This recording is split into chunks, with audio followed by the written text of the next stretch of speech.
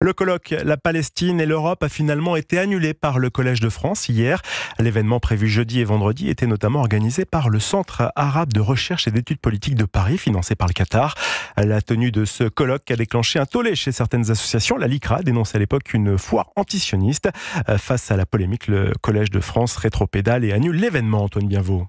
Oui, le Collège de France fait marche arrière alors même que l'Institut était co-organisateur de ce colloque par l'intermédiaire du professeur Henri Laurence, titulaire de la chaire Histoire du monde arabe.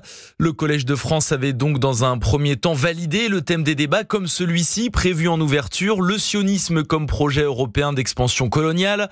Les intervenants, dont certains sont soupçonnés d'entretenir des liens avec le Qatar, avaient aussi été approuvés par l'Institut. La liste des invités avait même bien été publiée sur le site internet du Collège de France. Mais face à la polémique déclenchée notamment par la LICRA qui dénonce une foire antisioniste, le Collège de France a donc finalement décidé d'annuler ce colloque.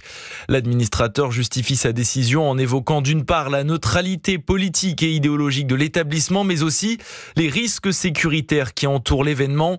Une décision saluée par le ministre de l'Enseignement supérieur, Philippe Baptiste, qui qualifie sur le réseau social X cette annulation de responsable.